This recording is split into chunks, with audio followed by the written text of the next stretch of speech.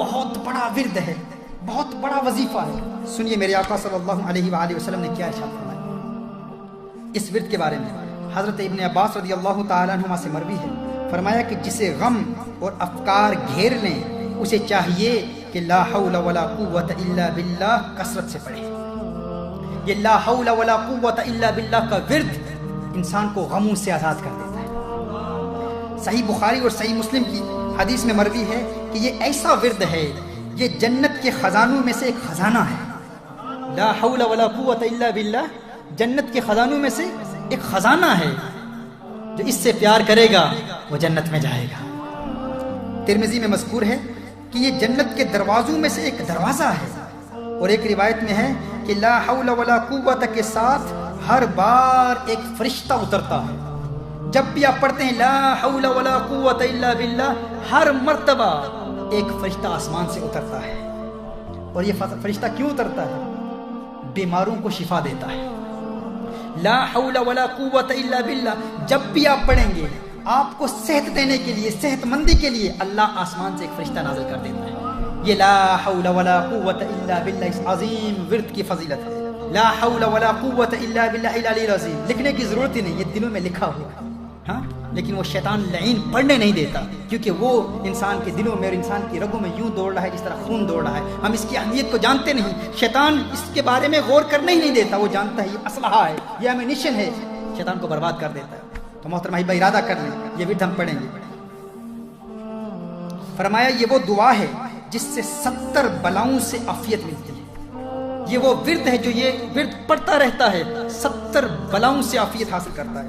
حضرت انس بن مالک رضی اللہ تعالی عنہ کی روایت میں ہے، حضور اکرم صلی اللہ علیہ وآلہ وسلم نے ارشاد فرمایا، میں اسی لیے کہہ رہا ہوں جاہل بابوں اور جاہل پیروں اور جاہل عاملوں کے ورد پڑھنے والوں، آقا کے ورد بھی پڑھا کرو۔ جو ورد میرے آقا صلی اللہ علیہ وسلم نے عطا فرمائے ہیں وہ ورد پڑھا کرو۔ حضور اکرم صلی اللہ علیہ وآلہ وسلم نے ارشاد فرمایا، جو شخص بسم اللہ ولا حول ولا قوت الا باللہ العلی العظیم 10 مرتبہ پڑھے گا، وہ گناہوں سے ایسا پاک و صاف ہو جاتا ہے جیسا کہ آج ہی ماں کے پیٹ سے پیدا ہوا ہے۔ دنیا کی 70 بلاؤں سے محفوظ ہو جاتا ہے۔ امام ترمذی نے حضرت ابو ہریرہ رضی اللہ تعالیٰ عنہ سے روایت کی ہے، حضور اکرم صلی اللہ علیہ وآلہ وسلم نے ارشاد فرمایا، لا حول ولا قوت الا باللہ العلی العظیم کو زیادہ سے زیادہ پڑھو، اس لیے کہ یہ جنت کا خزانہ ہے۔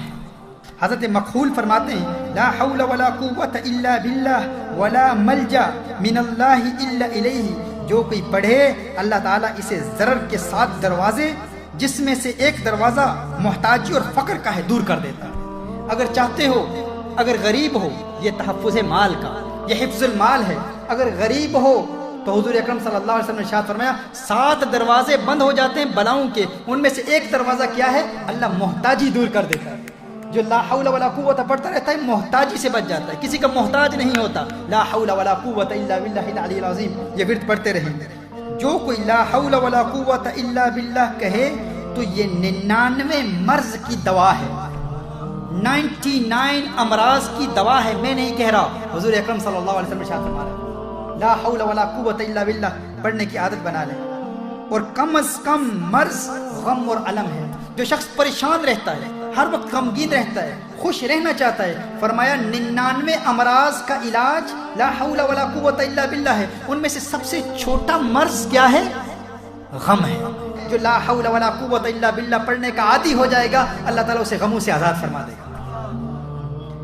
سبحان اللہ۔ اور ایک حدیث میں حضرت ابو موسیٰ رضی اللہ تعالیٰ عنہ سے مروی ہے کہ جو کوئی لا حول ولا قوت الا باللہ کو روزانہ 100 مرتبہ پڑھے کبھی کسی کا محتاج نہیں ہوگا۔ آج یہ بھی ارادہ کریں، ہر روز 100 مرتبہ ہم لا حول ولا قوت الا باللہ پڑھیں گے۔ فرمایا جو ہر روز 100 مرتبہ لا حول ولا قوت الا باللہ پڑھ لیتا ہے کبھی کسی کا محتاج نہیں ہوگا۔ سبحان اللہ، سبحان اللہ۔ حضور اکرم صلی اللہ علیہ وسلم نے ارشاد فرمایا، جس پر روزی تنگ ہو اسے چاہیے کہ لا حول ولا قوت الا باللہ کا ورد زیادہ سے زیادہ کرے۔